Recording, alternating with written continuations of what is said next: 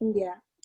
Bueno, hoy día nos acompaña la señora Sofía Salas, que es médico cirujano de la Pontificia Universidad Católica de Chile, becada en Ciencias Fisiológicas, diplomada en Ética Clínica y en Educación Médica de la Pontificia Universidad Católica, con un posgrado en Farmacología Clínica de la Royal Postgraduate Medical School de Londres.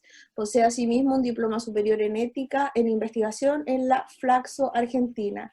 Sus principales líneas de investigación se relacionan con la ética de la investigación en seres humanos, aspectos éticos de la reproducción asistida y conflicto de intereses en la práctica médica. Actualmente preside la Comisión Ministerial de Ética de Investigación en Salud, CMEIS. Muchísimas gracias, Sofía, por acompañarnos hoy en día. Nosotros te pedimos que, de ser posible, se abordaran algunos de los siguientes aspectos. En primer término, la revisión de las recomendaciones de la CMEIS para los comités éticos científicos en la revisión de protocolos de investigación en contextos de pandemia por COVID-19, este documento del 6 de junio, y particularmente clarificar la vigencia de los criterios allí establecidos. Efectuar recomendaciones en relación a la conveniencia o inconveniencia de realizar estudios presenciales no COVID, entregar orientaciones éticas para la investigación en salud sobre COVID-19 y en ciencias sociales y salud pública en contexto de pandemia. Muchas gracias y bienvenida, Sofía. Gracias, Estefanía, y muchas gracias a todos. El tema era amplio, así es que yo me tomé la libertad de hacer algunas adecuaciones, porque tal vez no van a estar exacto en el orden, pero probablemente en el conjunto vamos a dar, espero yo, con aclarar algunas de las inquietudes que me plantearon. Primero, algunas cosas generales sobre qué es lo que es una crisis sanitaria, porque tendemos a pensar siempre que se relacionan con enfermedades infecciosas, como es el SARS-CoV-2, ébola, sarampión, Zika, pero es bastante más amplio porque puede abarcar también investigación en desastres naturales. Nosotros ya vivimos la experiencia en relación a terremotos, otros países lo han visto con tsunamis o huracanes, como fue Katrina, y también desastres provocados por el ser humano, accidentes industriales a gran escala, conflictos bélicos, desplazamientos masivos de personas, que todas estas producen una crisis sanitaria que requiere de estrategias de investigación. Ahora, ¿qué tipo de investigación se requiere? Uno tiende a pensar, y como yo vengo de las ciencias médicas, imposible no tener un foco en temas de salud humana, pero se requiere investigar obviamente en ciencias sociales. Hay muchas estrategias e incluso un simple cuestionario que se puede mandar por correo electrónico tiene ciertas consideraciones éticas que uno tiene que tener presente. Hay investigación epidemiológica en la cual no hay interacción con seres humanos, pero hay análisis de datos, muchas veces de fuentes que son públicas, pero que igual requieren aprobación por un comité, o al menos que el comité diga que por el tenor de esa investigación queda exento de la revisión del comité una vez analizados los antecedentes que presenta el investigador. Investigación en fisiopatología, inmunología, en que se toman muestras o se recogen datos de ficha clínica, y que no hay mayor riesgo, salvo ciertas cosas que les voy a comentar después para los participantes, o de frentón experimentación, como pudiera ser proyectos en relación a nuevas terapias, vacunas, nuevas estrategias para disminuir el riesgo de contagio, por poner algunos ejemplos. Las pautas SIOMS tienen una pauta específicamente dedicada a investigación en situaciones de desastre y brotes de enfermedades. Y plantea ciertos requisitos mínimos que, aunque son obvios porque son comunes para toda investigación, vale la pena volver a mencionarlo. Uno se refiere al diseño apropiado de los estudios para poder producir resultados válidos. Muchas veces los comités de ética nos enfrentamos a una cierta reticencia de los investigadores, en los cuales nos cuestiona por qué un comité de ética puede hacer observaciones metodológicas. Pero en realidad la mala ciencia no es ética, así que si hay problemas de diseño, por ejemplo, que pudieran impedir el obtener resultados válidos, eso solo es suficiente para que un comité de ética rechace o solicite cambios al protocolo. La investigación responde a las necesidades de las comunidades, especialmente cuando se realiza en entornos de escasos recursos. Hay un tema que me parece muy importante sobre la selección justa de los participantes, de tal modo que las cargas y los beneficios de participar en la investigación sean distribuidos de una manera que refleje, por ejemplo, el impacto de salud que tiene la condición. Dicho de otro modo, si mi interés primario de investigación tiene que ver con el impacto de COVID en población migrante, poner un ejemplo cualquiera, es obvio que voy a privilegiar la inclusión de población migrante porque es el objetivo del estudio, pero no sería justo que yo específicamente busque población migrante para probar un nuevo ensayo clínico con alguno de los fármacos para el COVID. Y eso tiene que ver también con la forma en que se distribuye el riesgo-beneficio, o de qué manera voy a hacer partícipe a la comunidad para los desafíos prácticos y culturales de ciertas investigaciones. Por ejemplo, es probable que una investigación sobre el uso de plasma en Santiago, que se realiza en clínica alemana, pudiese tener desafíos culturales bien distintos a si yo planteo esa misma investigación en una comunidad rural de población mapuche en la Araucanía. Entonces tengo que tener una particular sensibilidad respecto de los aspectos culturales involucrados. El consentimiento informado como un requisito indispensable, y también la obligación de los investigadores de compartir los resultados de tal modo que la investigación pudiera ser útil. Especialmente lo que uno llama la devolución de los resultados a las comunidades que participaron en la investigación, que es un área que muchas veces los comités no vemos en profundidad, y no siempre cuando hacemos la visita de seguimiento nos preocupamos de ver cuál ha sido el plan para devolver los resultados a los participantes o a la comunidad. Ahora, los comités de ética en la pandemia, y antes de comenzar hablamos un poquito de eso, hemos estado súper desafiados porque hemos tenido que pasar de reuniones presenciales a reuniones virtuales. Para algunos ha sido la primera experiencia en hacer reuniones virtuales. En los que hacemos docencia, igual estábamos haciendo docencia vía Zoom, así es que no fue tanto el problema. Y aquí lo fundamental, y esto recogiendo algunas consultas de otros comités, que a veces que la autoridad ha dificultado la participación de los integrantes en las reuniones más que facilitado. Por lo tanto, es importante el enganche con la respectiva autoridad para favorecer el trabajo del SEC. Y manteniendo claro que cada SEC tiene su propia realidad. Es importante que en este contexto de pandemia, donde probablemente todos hemos visto que aumenta el número de proyectos, de enmiendas, podamos diferenciar el tipo de revisión para hacerlo más operativo y práctico. Por ejemplo, hay algunos proyectos que son de riesgo muy bajo o inexistente, que pudiesen tener revisión expedita. Y eso significa que no lo revisa necesariamente el comité en pleno, sino que dos que suelen ser el presidente y el secretario, o alguien que designe el presidente, y luego en la reunión siguiente se da cuenta para que el comité ratifique, cuando previamente han acordado ciertos requisitos para considerar que la revisión puede hacerse de manera expedita.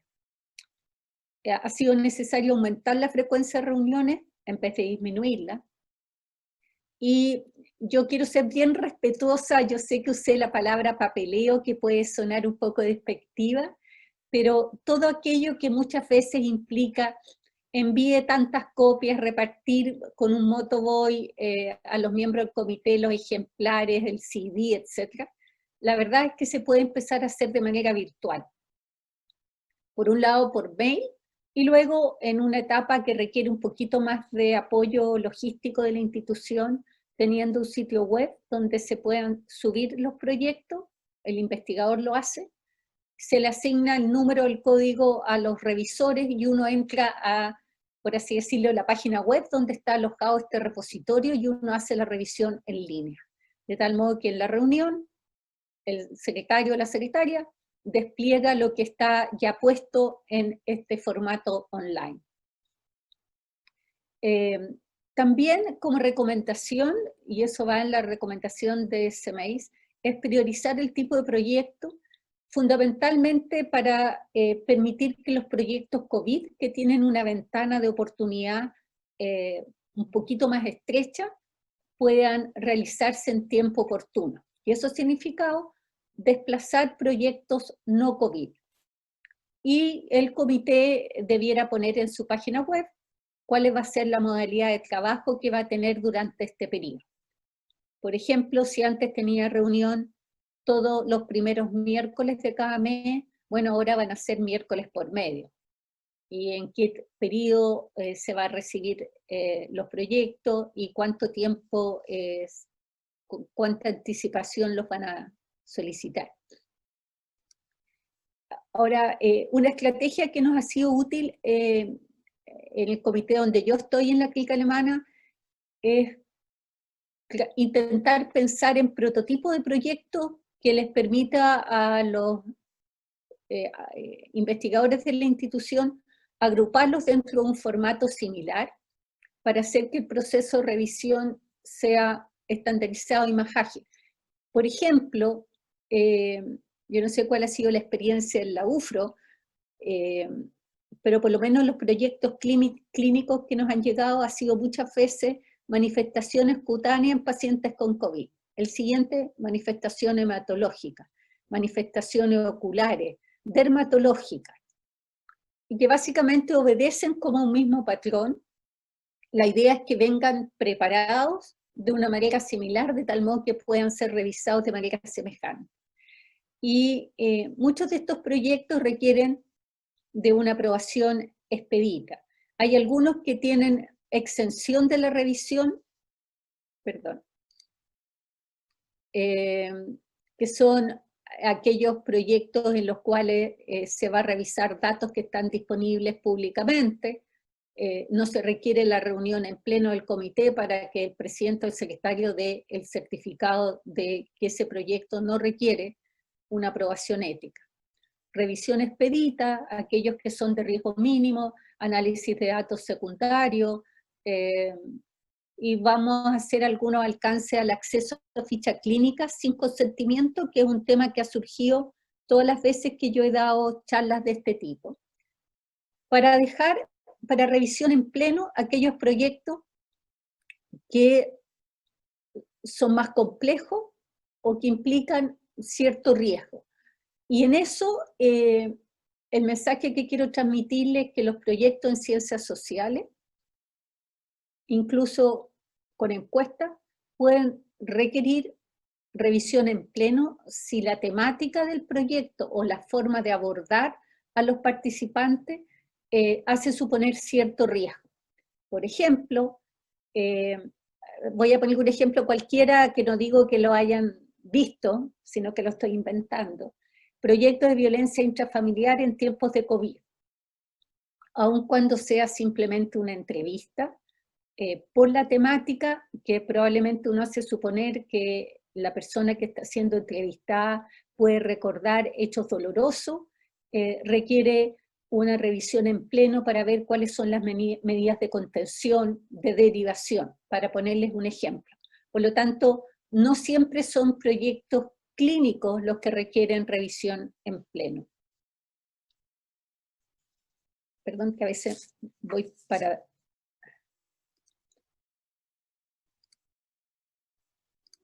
Ahora, estudio de ficha clínica ha sido siempre un dolor de cabeza, porque los datos de la ficha clínica son datos sensibles, están protegidos por la ley, y de hecho la ley 20.584 de Derechos y Deberes expresamente señala que nadie que no es parte del equipo tratante puede acceder a la ficha clínica, aunque sean miembros de la misma institución.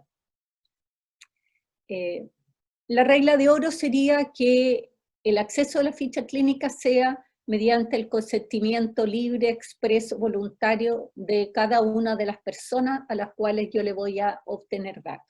Pero para fines prácticos, uno debiera preguntarse si realmente se puede realizar, si se justifica realizarlo, y si con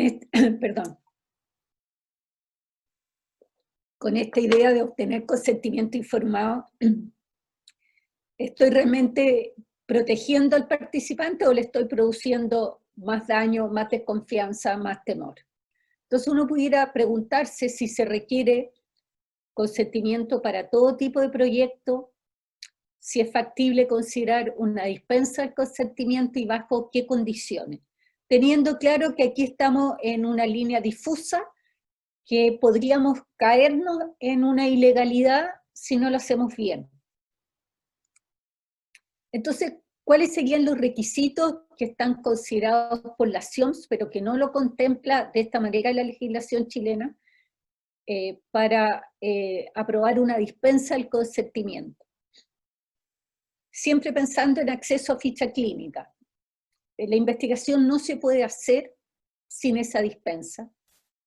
La investigación tiene valor social importante y los riesgos son mínimos. Por ejemplo, el custodio de los datos los anonimiza antes de entregarle. A modo de ejemplo, si alguien quisiera estudiar la mortalidad por COVID según índice peso-talla, uno pudiera pedirle que extraiga todos los pacientes COVID, el índice peso-talla o peso y talla, y al alta si salieron vivos fallecidos.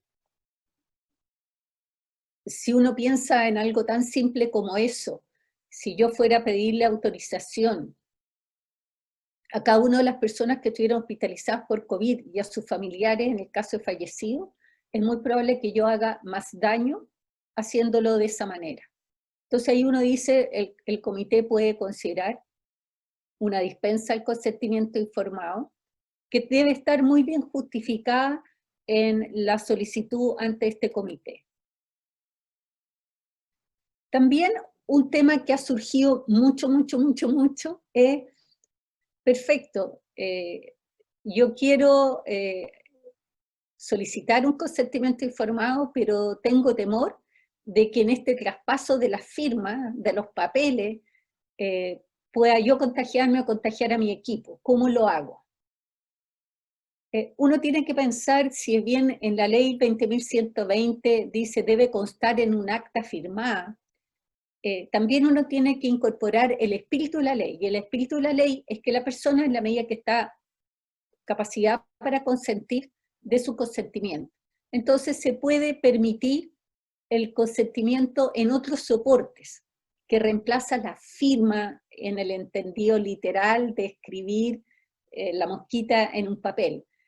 Se puede hacer grabado, el paciente puede firmar y uno le saca la foto, pero no hay traspaso del papel, vía electrónica dependiendo del tipo de documento, consentimiento informado. Por ejemplo, en muchos protocolos que era el familiar quien daba el consentimiento, para qué decir en plena cuarentena, cuando no podían ir al centro hospitalario, preguntaban, bueno, ¿se puede hacer por vía electrónica, por vía telefónica? Y yo creo que ahí lo importante es ver una forma que deje tranquilos a todos de que se ha respetado el proceso de consentimiento, más allá de cómo se ejecuta la firma. Y en algunos casos donde ha sido, el paciente llegó gravísimo, no es posible obtener el consentimiento informado, yo extraje las muestras, bueno, cuando esa persona está mejor, yo le puedo preguntar. Y eso es el opt-out, de tal modo de permitir que aquello que yo obtuve sin el debido consentimiento la persona sepa que yo lo tengo, para qué lo voy a usar, y que me pueda decir, ¿sabe qué más? No. Un opt-out del consentimiento inicial que lo pudo haber dado también un familiar. Ahora, nos ha llegado mucho protocolo para investigación con muestras ya tomadas. Supongamos remanente de muestra de sangre, que es lo más frecuente, en ocasiones puede ser de biopsia, pero siempre pensando en esta pregunta, o sea, en esta idea, que la muestra tenía una intención clínica por la cual fue tomada, y yo voy a usar el remanente. Ni siquiera estoy aumentando los tubitos de sangre que le voy a sacar al participante. La regla general y lo ideal es que el donante autorice su uso para los fines específicos de un proyecto de investigación y debiese ser consultado. No siempre es posible eso, porque muchas veces la práctica ha mostrado que los fines han empezado a salir después de que las muestras ya se tomaron, pero lo ideal sería que supiera que hay muestras tomadas que van a ser usadas con fines de investigación. La estrategia ideal sería que en los centros clínicos hubiera información amplia de que este centro se realice investigación, que se van a tomar muestras con fines de investigación de los remanentes, y que todas estas usos no clínicos van a ser previamente autorizados por un comité de ética. Y así ha surgido la idea, que está también en las recomendaciones de la OPS y en las de la CEMEIS, de un posible consentimiento amplio para estudios COVID, para usar muestras, tejidos o datos cuyo contenido específico aún no lo sabemos, porque supongamos muestra de sangre, un investigador la puede querer para medir anticuerpos, pero después va a salir una molécula distinta que es mejor predictor, pero yo en el consentimiento solo puse anticuerpos, entonces ¿puedo o no puedo cambiar de molécula? Y la verdad es que uno debiera tener como una mirada, esta es mi idea, un poquito más amplia, de pensar si la persona voluntariamente acepta que sus remanentes sirvan para investigación en COVID, le da un poco lo mismo si es para medir anticuerpos, si es para medir partículas del virus, o moléculas cuyos nombres probablemente ni usted ni yo sabemos. Previa autorización por el SEC. Y ahí, ¿cuál pudiera ser la mirada importante del comité de ética? Eso nuevo que yo quiero medir con esa muestra, ¿tiene alguna importancia clínica para quien entregó esa muestra? Porque si estoy viendo un nuevo marcador que predice riesgo de algo, quizá a esa persona que entregó la muestra le podría servir saber eso. Otros van a decir, ¿por qué les voy a estar transmitiendo preocupación de un riesgo para lo cual yo no tengo estrategias para minimizarlo? Otros van a decir, centrémonos en aquello que tiene utilidad clínica por ahora y no nos compliquemos de las otras cosas, porque muchas veces es investigación básica cuya utilidad clínica puede surgir en 10, en 20 años más. ¿Ah? Entonces, pero ahí el diálogo entre el investigador y el comité aparece como algo fundamental. El consentimiento amplio no es un cheque en blanco, no es decir, autorizo el uso de mis muestras con fines de investigación, sino que describe un rango de futuros usos.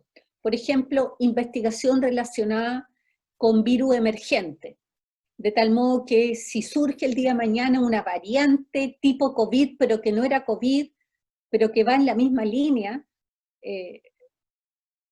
se pueda usar esas muestras. Pero es distinto a que yo, a partir de muestras donadas para estudio de COVID, después yo quiera estudiar precursores del Alzheimer o marcadores genéticos de la homosexualidad. Esa persona no consintió para nada, no tenía cómo visualizar ese otro uso. Entonces, en ese sentido, para que un consentimiento amplio sea válido, tiene que especificar la condición y duración del almacenamiento, quiénes va a estar a cargo, los potenciales usos, objetivos de la investigación, y si hay o no posibilidad de conocer los hallazgos potenciales. Y si la persona quiere conocerlo, porque no siempre van a querer. Si van a haber o no estudios genéticos. Porque una cosa es hacer el estudio genético para el virus, que es bien interesante para entender las formas de transmisión, y otra cosa es el estudio genético del individuo que uno le muestra. ¿Estudio genético para qué? Para ver de qué manera se le hace frente a una enfermedad infecciosa o para cualquier condición que tiene un potencial mecanismo genético. Y un ejemplo de consentimiento amplio es una parte, porque obviamente se describe antes, usted ha sido invitado para el uso de su muestra remanente, etcétera, etcétera. Y aquí es, por ejemplo, que los investigadores tengan acceso a información de su ficha clínica, el tratamiento que usted recibió, los resultados de su examen de laboratorio y de imágenes, y el eventual uso de remanentes biológicos para fines de investigación en COVID. No se van a hacer pruebas adicionales, ni se le va a aplicar un tratamiento experimental, usted tiene todo el derecho de participar, puede retirar su autorización, la base de datos está protegida, anonimizada, se resguarda la confidencialidad, quién guarda o quién es el custodio de los remanentes de las muestras, y todo futuro estudio va a ser revisado previamente por el comité de ética. ¿No? Es un extracto de una parte de un consentimiento amplio. Y eso evita que el individuo tenga que autorizar el uso del remanente para el estudio endocrino, el estudio inmunológico, virológico, infeccioso o lo que sea. Porque además muchas veces, sobre todo en los pacientes que están más graves, hay muestras obtenidas de orina, de sangre, de secreción respiratoria, exámenes de imágenes, exámenes de sangre, etc. Yo no sé si les parece hacer un pequeño stop y aclarar dudas del consentimiento o si sigo.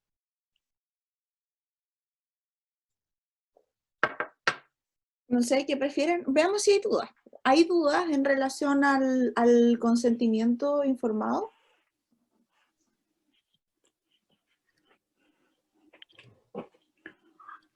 Voy a pararme a buscar un chaleco por mientras, porque me dio frío.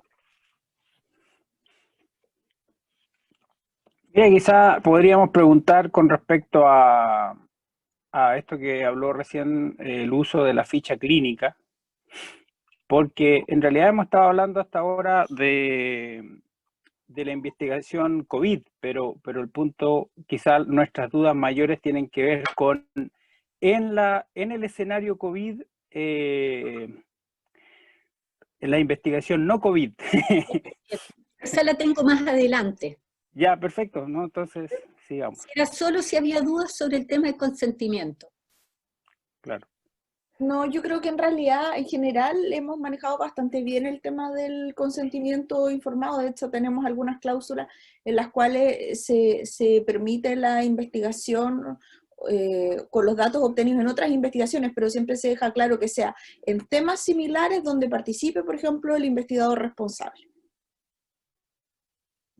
Entonces, Ahora, claro, otro perdón. comentario tiene que ver con que normalmente también insistimos a los investigadores cuando tienen un proyecto Fondesit o un proyecto de repente marco más grande y que va a tener tesistas, porque nosotros también revisamos proyectos de tesis, que tenga que en su consentimiento informado de ese proyecto marco incluya muchas veces las temáticas de las tesis, porque muchas veces nos ocurre que nos llegan tesis que son básicamente un objetivo del proyecto anterior y entonces tenemos que volver a revisar, volver a certificar cuando en realidad es la misma investigación, digamos, y usa la misma muestra.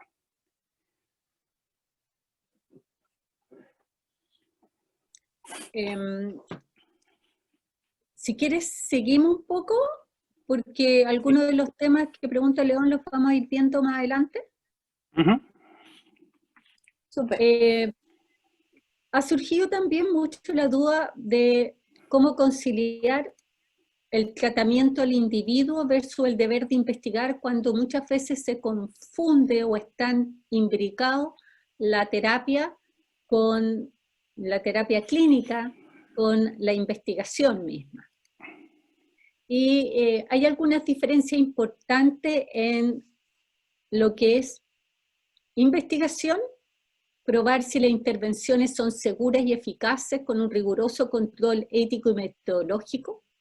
El otro extremo es la práctica clínica, donde entregamos intervenciones ya demostradas como seguras y eficaces, o la situación de emergencia, en que intervenciones no probadas son entregadas fuera de una investigación. Como ha sido mucho, ustedes han escuchado el remdesivir, hidroxicloroquina, el uso de plasma, etc. Y ahí la pregunta que surge es si es éticamente adecuado probar estas intervenciones en sujetos humanos. Por ejemplo, estuvo la duda con hidroxicloroquina, que algunos decían sirvió, no sirvió, se daba en forma sin estar mayormente validada, pero teniendo la base de que es un fármaco que ya está aprobado para su uso en humanos. Entonces, la propuesta que viene a nivel internacional y que surgió muy fuertemente con el tema del ébola, y volvió a retomarse por el tema del COVID, que es considerar que incluso en situaciones de emergencia, las intervenciones no probadas requieren de ciertas condiciones para que sea ético implementarlas. Y surgió, que probablemente ustedes ya han escuchado hablar, lo que ha sido llamado el protocolo MEURI, que es las letras o las siglas de Monitored Emergency Use of Unregistered Intervention, en el cual existe una intervención para beneficiar al paciente y recoger datos al mismo tiempo. Algunos ejemplos ha sido el uso de hidroxicloroquina, el uso de plasma, el remdesivir, la ivermectina, que también ustedes probablemente han escuchado en la prensa. La regla de oro es que las intervenciones no probadas estén dentro de un marco de investigación, y en forma excepcional, si esto no se puede, es seguir el protocolo MEURI. ¿Y cuáles serían los criterios para que se permita? Por un lado, tiene que estar debidamente justificado, porque no existe tratamiento para la condición. No se puede realmente realizar los ensayos clínicos porque incluso desde el punto de vista de aceptación del público sería muy difícil decirle, mire, no hay nada para esto, yo le voy a ofrecer un ensayo clínico, pero la mitad va a recibir placebo. Y la idea tiene ciertos visos de que puede servir. Se requiere una supervisión ética y regulatoria, un proceso de consentimiento y una forma en que estos datos puedan contribuir a generar evidencia, que ha sido uno de los problemas que ha habido acá con investigación COVID, por ejemplo, con el uso de plasma. Hay montones de centros, tengo entendido que en Temuco también se está usando, cada centro un poco aislado, y todavía no se sabe si sirve o no sirve. La misma Clínica Mayo, que ya había conseguido como 26.000 donantes, tuvo que suspender. Hay cierta forma de revisar por el comité para ver si sería aceptable esta situación intermedia.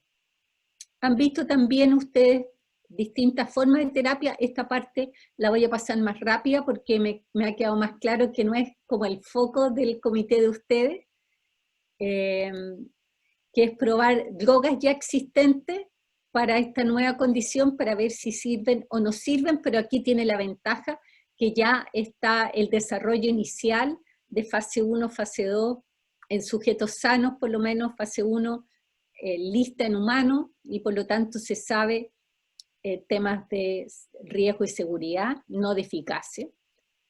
están los estudios de anticuerpos, el desarrollo de nuevas vacunas, que ha sido bastante interesante la discusión ética acá en el país,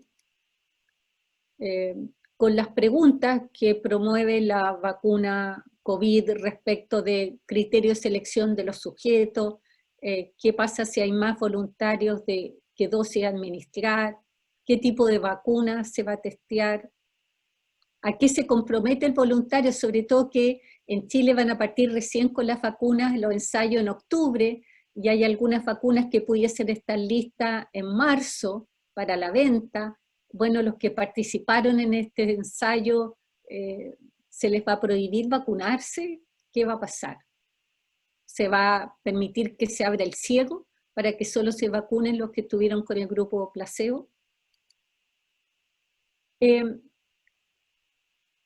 Los ensayos clínicos claramente no pueden ser revisados en forma expedita, pero como ya les dije, los comités de ética pueden favorecer la revisión expedita de los protocolos en tiempos más breves, en la medida que tengan revisores idóneos asignados para que no tengan que esperar a la siguiente reunión del comité. Aquí es lo que ustedes me habían pedido de situación de ensayos clínicos no COVID.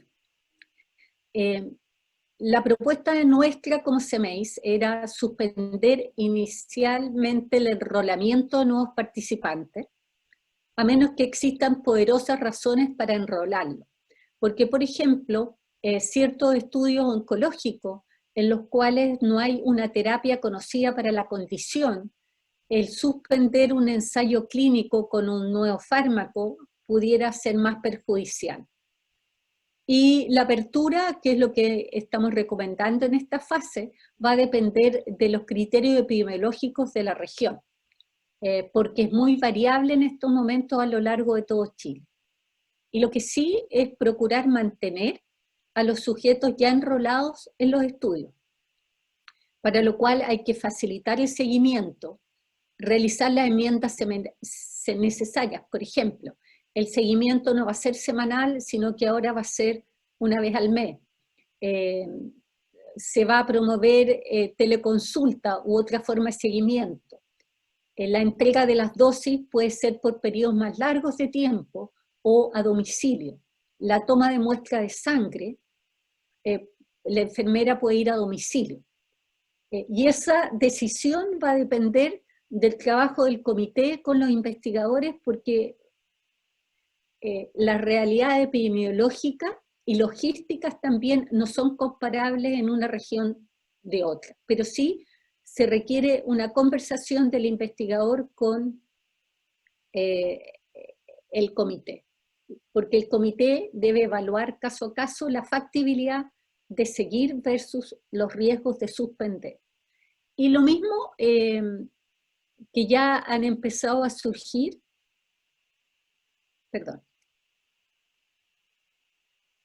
protocolos, ensayos clínicos no, los ensayos clínicos no COVID, investigación en salud no COVID, que puede que no sea ensayo clínico, tenemos que ampliar la mirada a otro tipo de investigación en salud, como puede ser temas de nutrición, salud mental, oquina, etc. El comité debiera establecer de qué manera va a trabajar, porque si le da prioridad a los COVID y está trabajando cada 2 semanas, puede que no tenga la suficiente tiempo para estar revisando ensayos no COVID. Y va a depender de cómo prioriza ese ensayo y el tiempo que le da el comité para poder acogerlos o no. Y lo fundamental es, por ejemplo, en esa investigación en salud no COVID, si hay riesgo para los eventuales participantes. Y eso va a depender de la estrategia metodológica, porque hay muchas alternativas de protocolos que no tienen riesgos sanitarios para nada. Estudios en ciencias sociales, yo les anticipé un poquito, por ejemplo, encuestas. Obviamente no todo estudio en ciencias sociales es una encuesta, y no toda encuesta es en ciencias sociales. implican desafíos éticos que en general no han sido del todo abordados, y como yo les mencioné antes, importante para el comité revisar el manejo confidencial de la información, si hay o no entrega de resultados a los participantes, y no discriminación en la selección de los eventuales participantes. Y obviamente requieren siempre aprobación ética, porque incluso llenar un cuestionario ahí tecleando en el computador o en el tablet puede tener ciertos riesgos. Los análisis estadísticos, estos estudios en general, análisis estadísticos de datos disponibles públicamente, como pueden ser los análisis de mortalidad o de prevalencia, etc., en general no requieren de aprobación ética si usan datos secundarios. Entonces, ¿cuál sería como la propuesta de orden general? Que los proyectos de investigación sean revisados por un comité de ética acreditado, como lo son ustedes. Idealmente que los comités conozcan todos los proyectos COVID presentados para evitar duplicidad y vitrineo, o lo que ha sido llamado turismo ético, pero la verdad es que esto no ha sido todavía posible implementar, porque no tenemos una plataforma online que pueda subirse todos los protocolos. Está en el ISP para los ensayos clínicos nomás. Facilitar el trabajo del comité y, tal como ustedes lo dijeron, poder hacer incluso los seguimientos online. Y la OPS ha hecho como 10 recomendaciones para realizar investigación durante la pandemia, que son bastante parecidas a lo que yo les he contado ya, que tiene que ver con el trabajo de investigación, tiene que ser riguroso, no puede por investigación descuidarse el cuidado clínico, siempre debe considerarse los aspectos éticos, requiere aprobación previa por el comité, y es increíble cómo todavía siguen llegando protocolos para su revisión ética cuando la revista pide el certificado de aprobación. Que se requiere trabajar más rápido, sí, pero eso no significa que con estándares éticos más bajos. Idealmente participación de la comunidad, enfatizar que es voluntaria la participación en investigación, que debe autorizarse por el donante el acceso a sus muestras, la obligación que tienen investigadores e instituciones para compartir los resultados, y también algo que a mí me parece que es como el deber moral que tenemos todos nosotros para contribuir con la investigación, ya sea siendo voluntarios de investigación, haciendo investigación, o ustedes realizando en forma oportuna y diligente las revisiones éticas correspondientes.